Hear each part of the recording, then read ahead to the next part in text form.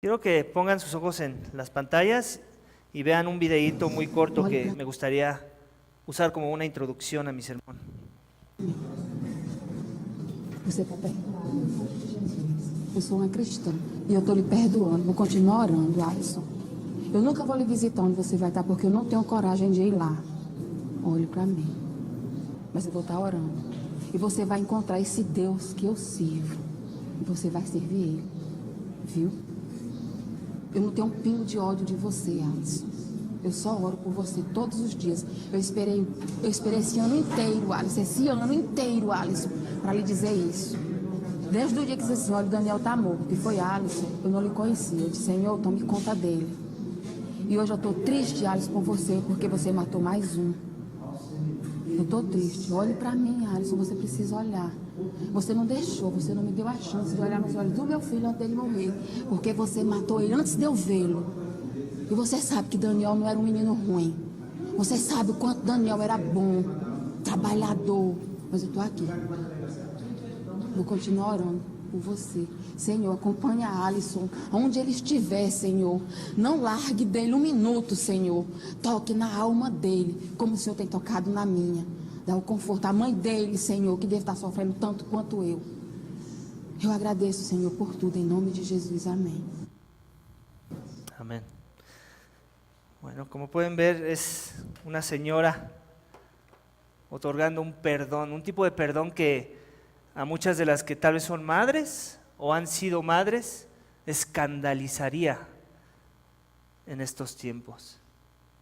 ¿Y por qué escandalizaría? Porque vendrían preguntas como estas. ¿Acaso esta madre es capaz de voltear a ver a la persona que asesinó a su hijo con esa paz?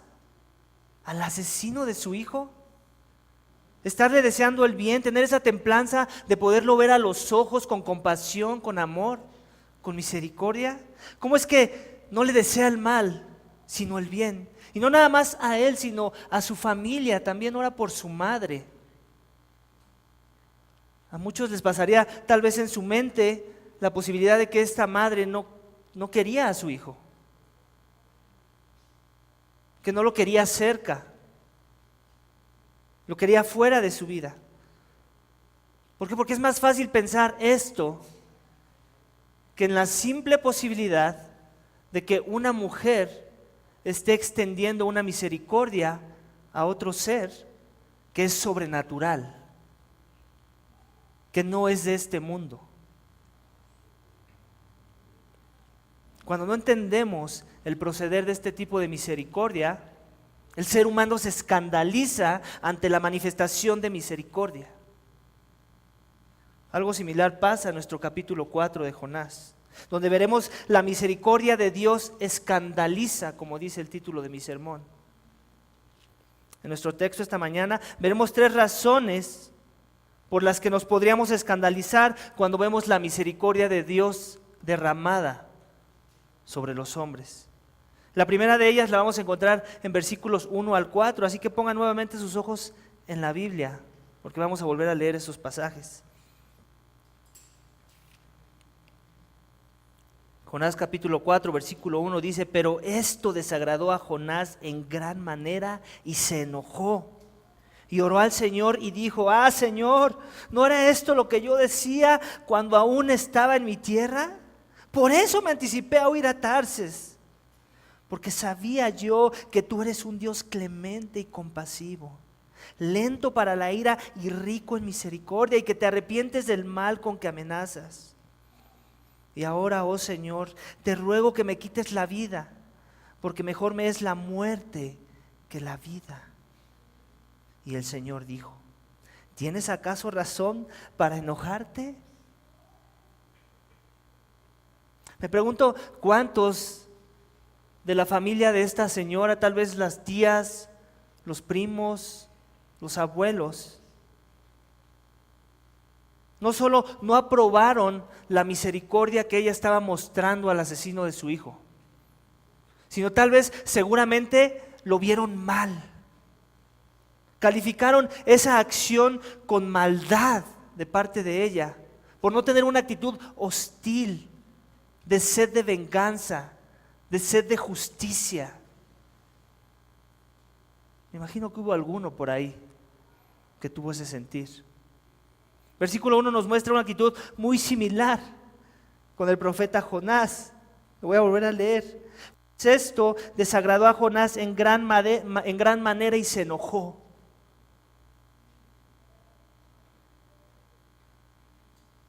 En el lenguaje original, la forma en la que estructura esto el autor del libro, es más en un sentir de que a Jonás se le hizo muy malo lo que estaba haciendo Dios. Era un cierto acto de maldad que Dios estaba haciendo. ¿Qué es esto de lo que está hablando? Obviamente de lo que vimos en el capítulo pasado, que Dios se arrepintió del mal que iba a traer en contra de Nínive y los perdonó. Dios no trajo su ira, su justicia sobre la ciudad, más bien mostró misericordia. Y esto se le hizo muy malo a Jonás. Lo vio como un acto de maldad de parte de Dios. ¿Puedes creer eso? Se enojó, dice. La misma ira que Dios tenía en contra de los ninivitas es la misma ira que ahora tenía el profeta de Dios. Versículo 2 nos muestra una oración muy distinta a la que oró en la panza del pez. ¿Recuerdas? Cuando andaba en aprietos, cuando quería misericordia. Es una ironía esta oración, porque es más un reclamo hacia Dios por haber extendido misericordia misma que él pedía en su momento, en su primera oración. La diferencia es que esta vez la extensión de misericordia no se trataba de él. En su oración da una explicación del por qué huyó la primera vez cuando no quiso hacer la voluntad de Dios. Jonás conocía muy bien a su Dios, tanto que su oración tipo reclamo de capítulo 4 incluye una cita muy familiar para el judío en el Antiguo Testamento. La voy a leer, no tienes que ir allá. Está en Éxodo 34, versículo 6. Dice: entonces pasó el Señor por delante de él y proclamó, hablando del pasaje cuando está con Moisés: el Señor, Dios compasivo y clemente, lento para la ira y abundante en misericordia y fidelidad. Jonás había leído las cartas de Moisés, seguramente. Estaba muy familiarizado con la idea de un Dios misericordioso, lento para la ira, tardado en derramar ira.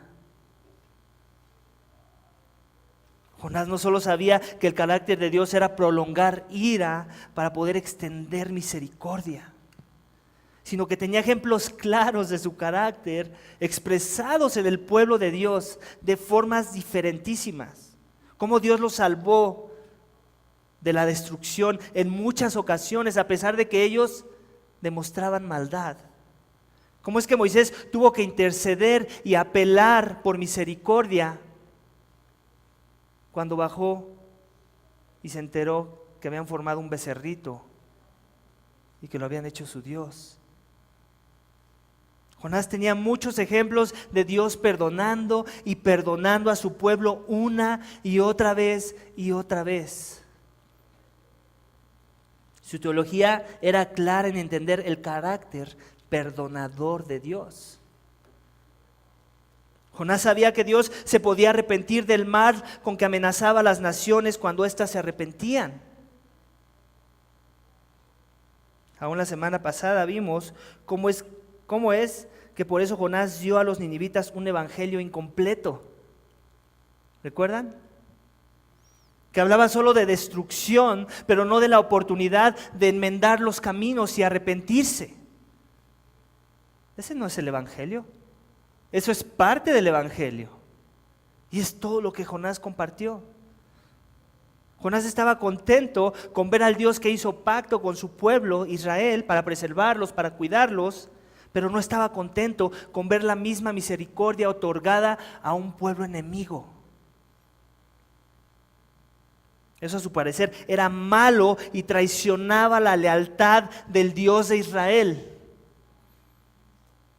En la mente de Jonás, versículo 3, era el pensamiento adecuado ante tal injusticia de Dios. Vamos a leerlo nuevamente, versículo 3. Y ahora, oh Señor, te ruego que me quites la vida, porque mejor me es la muerte que la vida.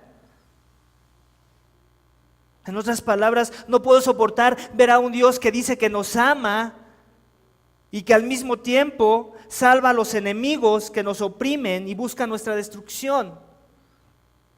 No puedo soportar estar en la presencia de ese Dios. Prefiero que me trague la tierra. Ese era el sentir de Jonás en ese momento.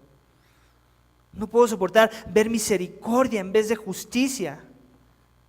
¿Tanto has cambiado, Dios? Prefiero dejar de existir.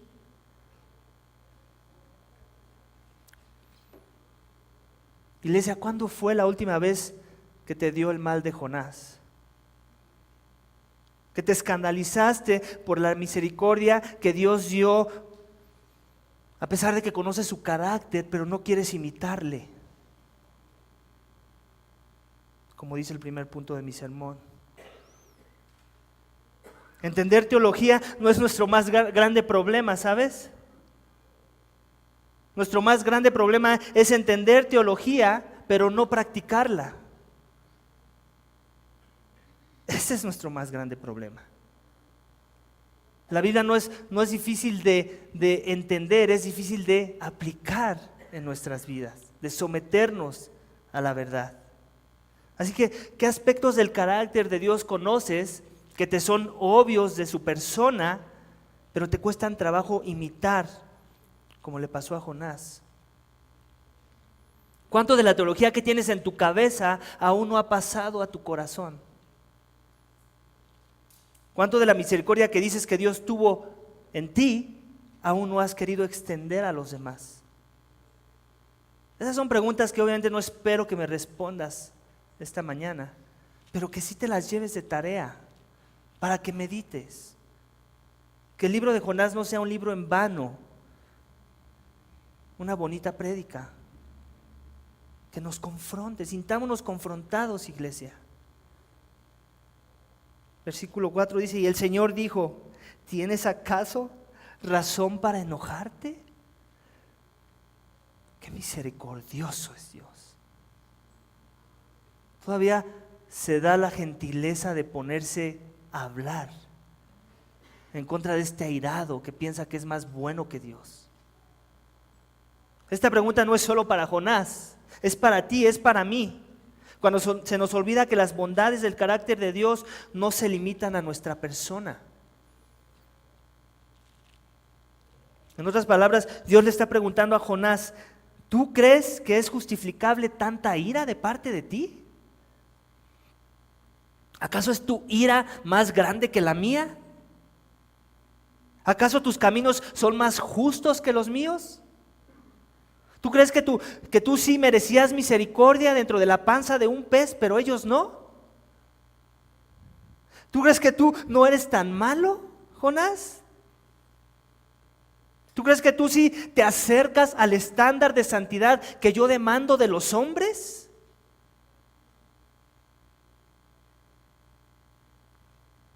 Jonás estaba olvidando de otro aspecto del carácter de Dios, como la santidad. Y cómo es que nadie califica para estar en su presencia o para recibir ningún tipo de bondad delante de Dios. Nadie. Él se estaba enfocando solo en un aspecto de su carácter, pero Dios es más que misericordia. Él es santo. Él es más que justicia, Él es santo. 3 veces santo.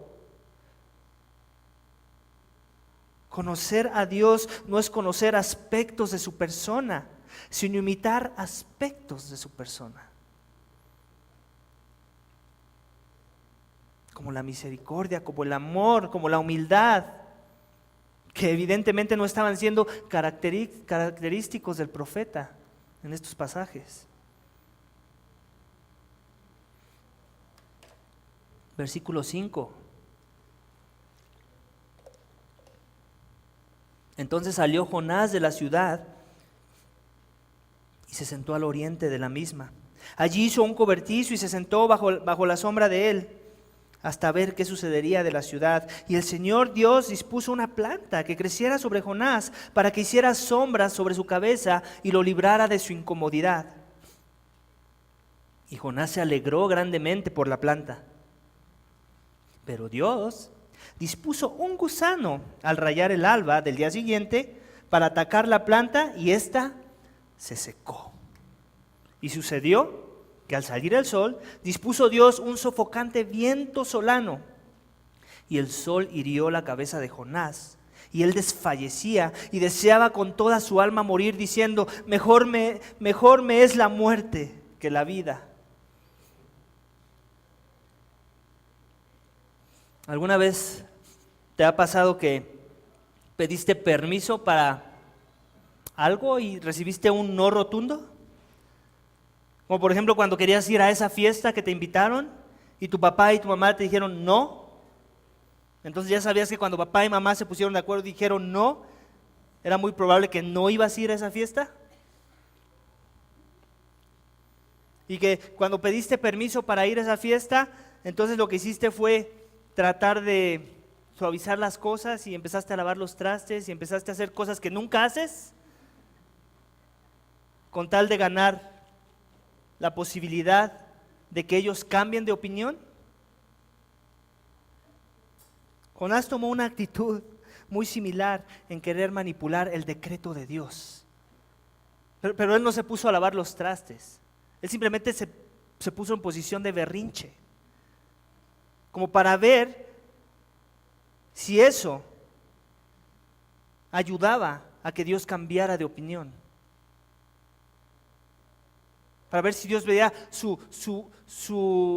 cómo él estaba el airado, para ver si Dios veía su incomodidad y decía: oh, creo que sí hice mal, oh, creo que Jonás tenía razón, me arrepiento de haber traído misericordia, me regreso otra vez a la parte donde yo quería la ira.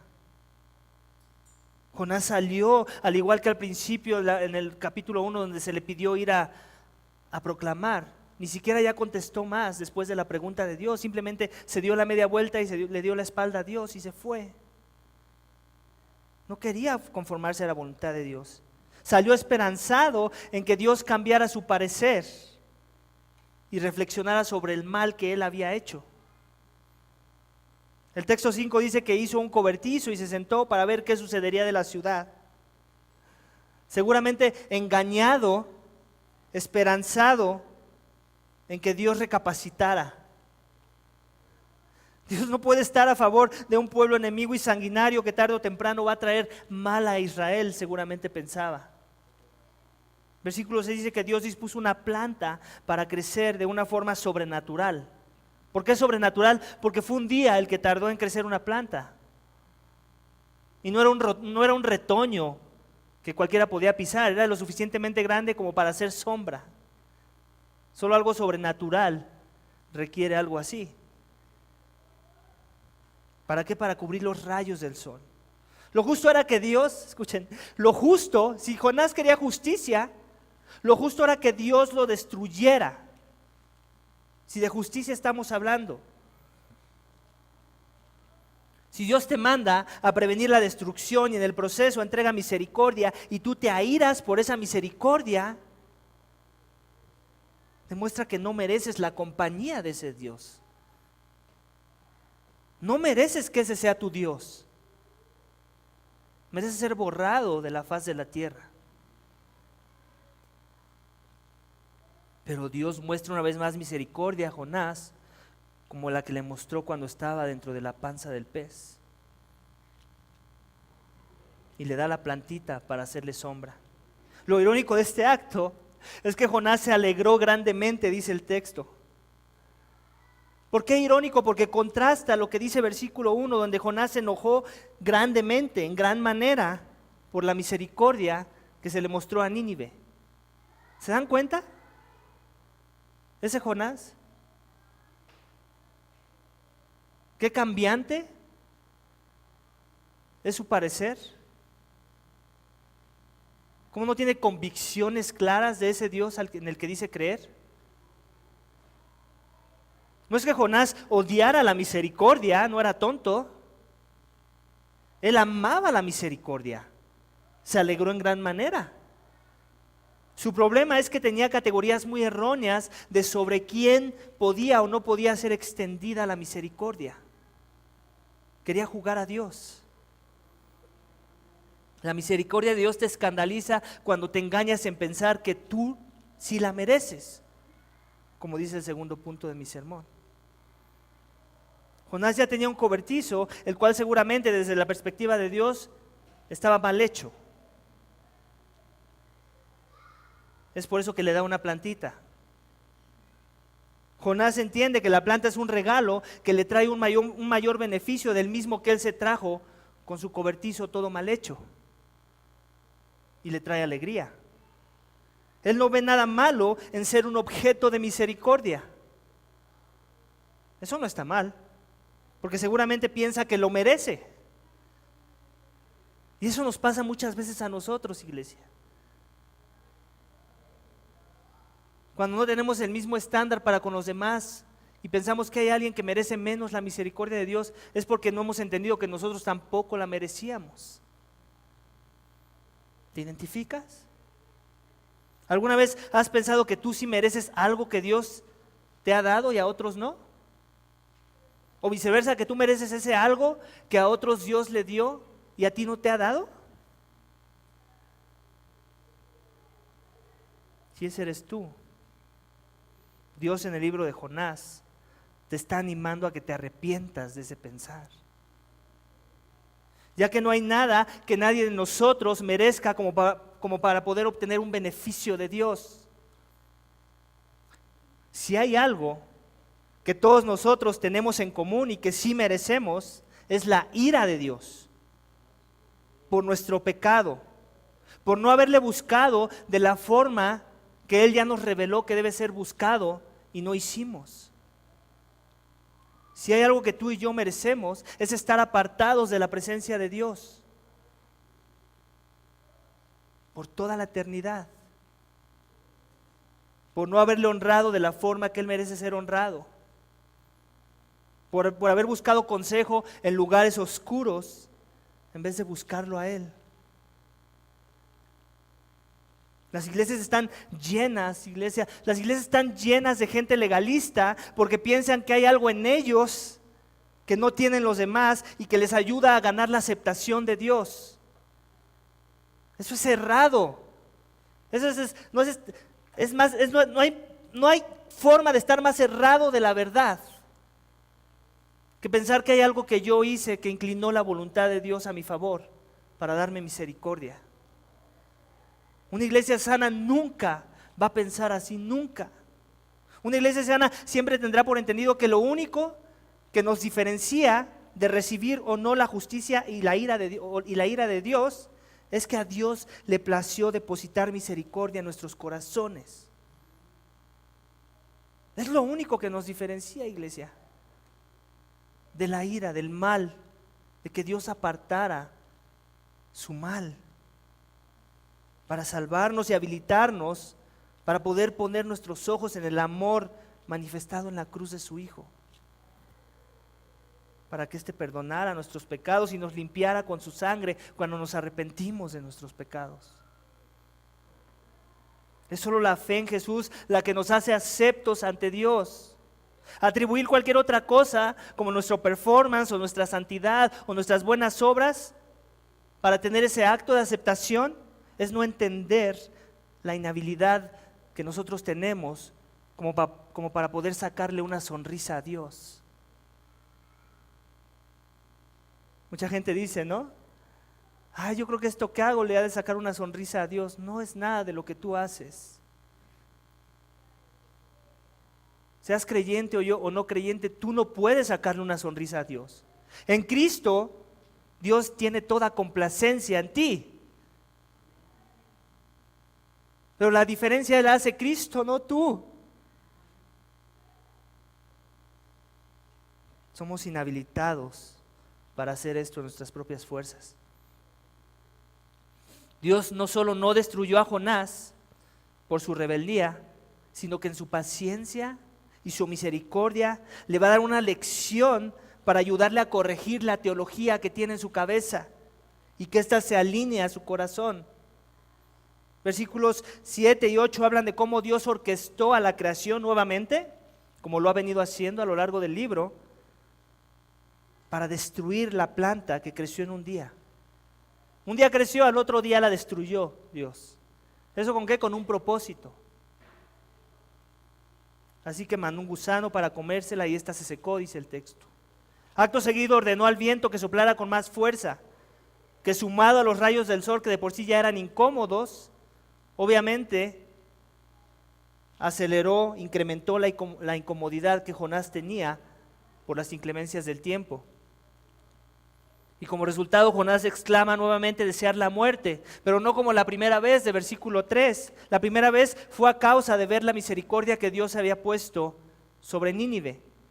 Esta vez fue a causa del sufrimiento que le estaba causando lo incómodo ante la adversidad del clima. Versículo 9. Entonces dijo Dios a Jonás: ¿tienes acaso razón para enojarte por causa de la planta? Y él respondió: tengo razón para enojarme hasta la muerte. Y dijo el Señor: ¿tú te apiadaste de la planta por la que no trabajaste ni hiciste crecer, que nació una noche y en una noche pereció? ¿Y no he yo apiadarme de Nínive, la gran ciudad, en la que hay más de 120,000 personas que no saben distinguir entre su derecha y su izquierda, y también muchos animales?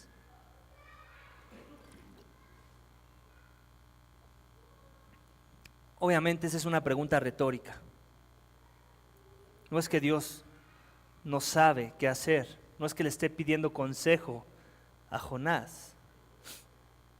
Es parte de la enseñanza esa pregunta también. Mi esposa y yo con nuestra familia vivimos en un complejo de apartamentos.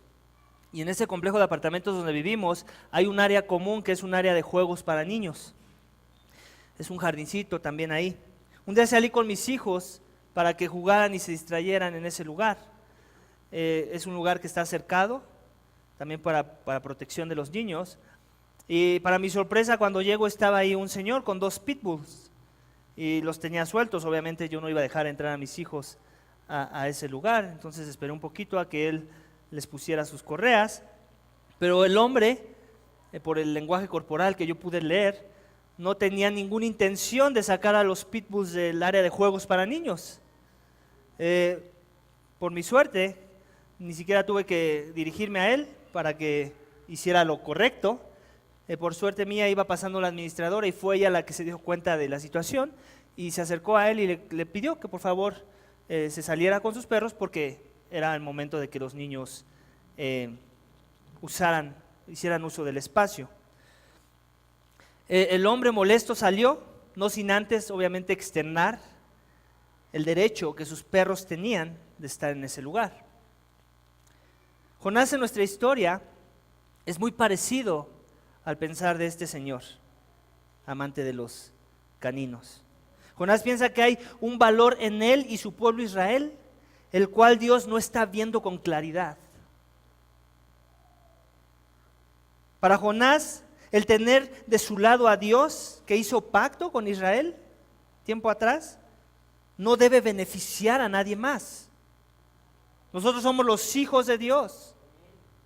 Es lo que pensaba. Nosotros somos el pueblo de Dios. Somos los que son dignos de recibir cualquier bendición que venga de los cielos. La pregunta que le hace Dios a Jonás en versículo 9 tiene un tono un poco sarcástico, si se dan cuenta, ya que el enojo de Jonás no era obviamente por la planta, a él que le importaban las plantas, sino por el beneficio que ésta le traía a su persona, por la extensión de misericordia que era mostrada en esa planta. Expresa este mismo sentir en el versículo, está enojado hasta la muerte. Pero ahora la razón de su enojo es porque como Dios había dado misericordia en un momento y al ratito la remueve. Ahora ese era el motivo de su enojo. Primero porque Dios hizo el mal en dar misericordia, después porque Dios removió misericordia. Jonás estaba cuestionando su justicia y su misericordia a la vez. No sabía cuál escoger,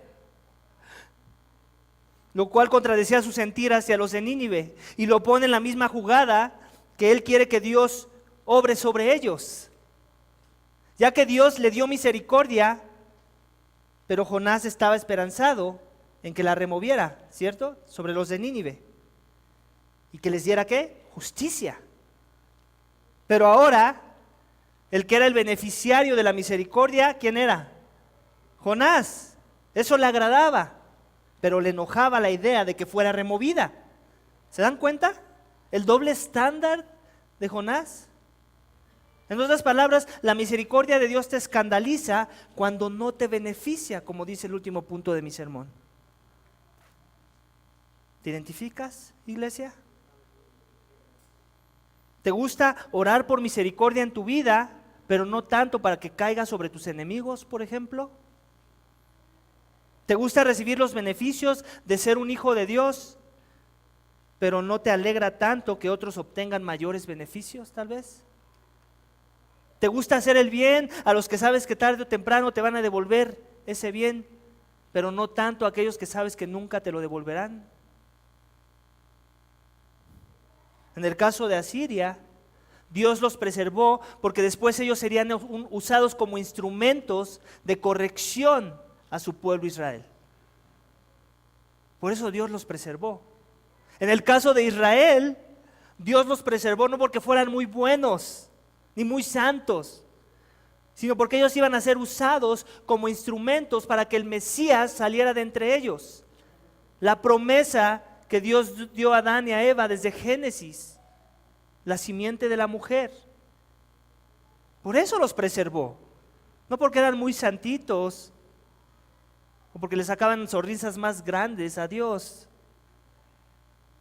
Ninguno de los dos pueblos merecía misericordia, tiene que quedar bien claro. Pero Dios tiene propósitos más sublimes y profundos que muchas de las veces nos dan como hombres finitos y limitados una perspectiva de incongruencia. Nuestra perspectiva tal vez puedan sonar locura muchas veces las cosas que Dios hace, pero para Él tienen todo sentido, porque sus propósitos son eternos, no terrenales. Hay un versículo del Nuevo Testamento que dice que lo más necio de Dios es más sabio que todos los hombres. Obviamente ese versículo no nos está diciendo que entendamos que Dios es necio. Lo que está diciendo irónicamente es eso, que aún Dios fuera necio, aún si Dios existiera la posibilidad de que fuera necio, aún esa necedad trae más sabiduría que toda la sabiduría de todos los hombres de esta tierra juntos. Los propósitos de Dios son más sublimes y sus beneficios de mayor escala de la que nosotros nos podemos imaginar. Lo acabamos de cantar hace rato, eres más grande de lo que imagino, y sí es cierto. Dios responde a Jonás en versículos 10 y 11 con dos argumentos que Él quiere que Jonás contraste y le sirvan para reflexionar. Que entienda que el beneficio que Dios trae tiene propósitos eternos y no se limita a nuestros beneficios temporales y terrenales. Él quiere que entienda que el valor de su incomodidad no se compara con el valor de las almas que si perecen y son azotadas con la destrucción, ya no hay vuelta atrás. Él quiere que entienda que la destrucción de una planta que le trajo incomodidad no se compara con la destrucción de una ciudad entera que traerá como resultado la muerte de sus habitantes, muerte eterna si no se arrepienten. Él quiere que entienda que si Él no es tan malo y sanguinario como los ninivitas, no es porque no tenga el potencial de serlo, sino porque la gracia común de Dios lo refrenó. La revelación que Dios le dio, una revelación específica que le dio a su pueblo Israel, Él pudo ser beneficiario de esa revelación. Él sabía lo que era lo bueno, lo que era lo malo. Tenía parámetros claros y divinos Que la Torá, que les exhorta a los israelitas a ser seguida al pie de la letra, a no moverse ni a derecha ni a izquierda, no era algo que los demás pueblos de las tierras gozaran. Eso era particular y específico del pueblo de Israel. Y su trabajo de ellos era modelar una correcta relación con Dios para que los demás pueblos de la tierra aprendieran cómo es que debemos de sujetarnos al Dios vivo. Pero obviamente nunca lo hicieron, fallaron. Dios quería que Jonás viera que la promesa de salvación, la salvación que Jonás declaró que le pertenece a Dios en capítulo 2, versículo 9, no es solo para un pueblo, sino para un grupo de personas. Para personas de toda tribu, de toda lengua, de toda nación. Que el beneficio no es para unos cuantos, sino para que todo aquel que cree en su palabra. Los ninivitas creyeron, dice en capítulo 3, y se arrepintieron. No han cambiado las reglas del juego. Se trata de creer y de arrepentirnos, de creer lo que está revelado y venir al arrepentimiento. Sigue siendo la misma forma de salvar, no ha cambiado. Iglesia Vertical, vivimos en una ciudad de más de 20 millones de personas. ¿Puedes creer eso? 20 millones de personas, donde la gran mayoría no sabe distinguir de su derecha de su izquierda, la gran mayoría. Donde aún la gente que profesa a Jesús no conoce a Jesús. Conoce de Él, pero no le conoce a Él. En una relación íntima, personal, en donde Él es rey y tú eres esclavo. Profesan su amor, pero no hablan de su ira. O al revés, profesan de su ira y no hablan de su amor. No hay un evangelio balanceado. Profesan su misericordia, pero no la extienden a los demás. ¿Acaso nos estamos describiendo, iglesia? ¿Acaso estoy hablando de un mundo evangélico no que está allá afuera, pero más bien que está entre estas paredes? Porque si es así, qué vergüenza la nuestra. La señora del video que vimos al principio de mi sermón es una que, a diferencia de Jonás, podríamos decir que su teología era consistente con lo que había en su corazón, ¿cierto? El perdón que ella recibió sabía que era más grande que cualquier perdón que ella podía otorgar. Y eso le facilitaba otorgar misericordia, perdón, amor, compasión.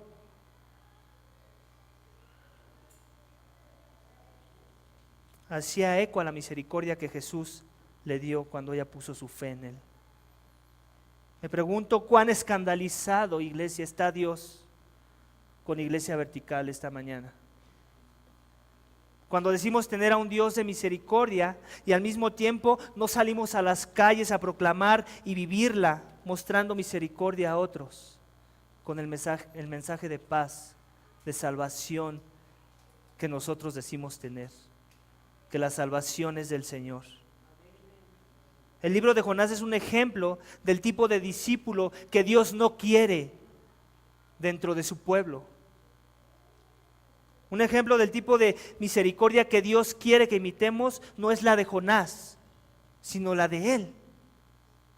Él es el personaje central en el libro, no Jonás.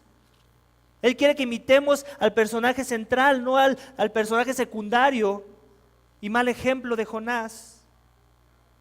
Es un libro que nos señala a un mejor Jonás para que corramos a Él por su gracia y misericordia. A ese Jesús que nos amó aún siendo enemigos para que la ira del Padre fuera removida de nosotros. Y en su lugar, amor y misericordia fueran otorgados a nuestro ser. Es este mejor Jonás en que debemos confiar e imitar. El Jonás del escándalo de la cruz. Ese es el tipo de escándalo que debemos estar buscando y proclamando. El escándalo que el santo, sentado en su trono, se hizo carne y que vivió entre nosotros y que los apóstoles dijeron y vimos su gloria. ¿Es ese escándalo lo que te consume, iglesia? ¿Qué cosa te escandaliza? si no es eso? ¿Qué cosa quieres que escandalice a las demás personas? ¿Tu falta de misericordia?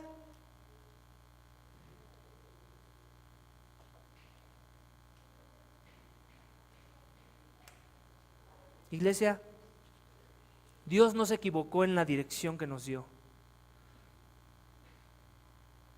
Nos puso en Tlalpan 1774 con un propósito: proclamar las buenas nuevas, proclamar el evangelio que trae salvación, proclamar las mejores noticias del mundo. ¿Tú crees que sería muy difícil salir a las calles los sábados que nos reunimos por solo 2 horas de la semana? ¿Y tú crees que es muy difícil que pudiera salir de tu boca estas palabras hacia una persona que tal vez no conoces? Oye, ¿me permites decirte las mejores noticias del mundo? ¿Qué crees que va a decir esa persona? No, vete de aquí. Tal vez sí, algunos cuantos. Pero ¿quién que te llega con esa declaración no va a estar tentado a decir, ¿de qué estás hablando? Pensé que yo ya tenía las mejores noticias del mundo. Pensé que se trataba de mí, de mi reino, de mis caminos, de mis placeres. Y después les platiques esta historia de la redención, que Dios puede remover la ira, que Dios está airado pero la puede remover, y que no es en tus fuerzas, sino en las fuerzas de aquel que se humilló hasta lo sumo. ¿No te conmueve ese mensaje? Ayer, por la gracia de Dios, yo pude compartirle solo a una persona. 45 minutos me tardé en esa conversación. Y me bastó el gozo de poder, no sé si Dios la va a convertir, no sé si en ese momento ya Dios empezó a trabajar en su corazón de forma que lo empezó a transformar, a regenerar. Pero el hecho de escuchar esas palabras, qué hermoso mensaje, nunca lo había escuchado. Una señora ya con hijas recibidas, estudiadas, que nunca había escuchado este mensaje. Y el hecho de saber que nosotros conocemos ese mensaje y que estamos negando aún la doctrina del infierno cuando no lo compartimos, ¿sabes por qué? Porque alguien que sabe que las almas se van al infierno si no conocieron a Cristo como su Señor y Salvador y no tuvo la devoción y el amor y la misericordia de prevenir a las personas de ir a ese lugar, ¿sabes qué estamos haciendo? Estamos negando que esa doctrina es verdad. Que Cristo habló mucho del infierno, de las cosas que más habló fue del infierno que Él creó, y nosotros simplemente lo pasamos por alto. No, yo no lo paso por alto, pastor. Sí lo pasas por alto cuando no sales a compartir, cuando no le compartes a tus seres queridos, cuando estás en tu trabajo y lo único que te dedicas es a que te entreguen un cheque cada quincena. Iglesia, no seamos un Jonás, es el llamado. El llamado es a extender la misericordia que decimos hemos recibido. Gloria a Dios porque tenemos misericordia, amén. Gloria a Dios porque no dependió de si salimos a evangelizar o no, porque si no, todos aquí ya estaríamos condenados, amén. Gloria a Dios que es por solo fe, no por obras, para que nadie se gloríe, amén. Entonces, que esa misma motivación, esas cosas que nos traen gozo y nos sacan una sonrisa de saber que no se trató de mí, que fue Cristo el que hizo todo por mí, sea lo que nos motive y que nos inyecta la gasolina en el poder de su Santo Espíritu para proclamar estas buenas nuevas, iglesia. Es nuestra responsabilidad. La iglesia es la columna y el sostén de la verdad, lo estuvimos viendo y lo vamos a seguir viendo la siguiente semana cuando iniciemos la serie de la segunda carta a Timoteo. Iglesia, si nosotros no estamos siendo columnas, entonces ¿qué estamos siendo? Si no estamos proclamando y sosteniendo una verdad, entonces estamos siendo hipócritas. Cuando leemos la Biblia decimos, estos somos nosotros, la columna y sostén de la verdad. Iglesia, esta es una exhortación no para que te desanimes, es para que te animes, para que recuerdes quién eres en Cristo y que actúes según la nueva persona que Él ha hecho en ti. Amén. Es una exhortación en amor para que unamos esfuerzos, iglesia, y tomemos responsabilidad de la responsabilidad que Dios nos ha dado por pertenecer en esta ubicación, en esta colonia, en esta gran ciudad. Vamos a orar para que Dios nos dé esa gracia.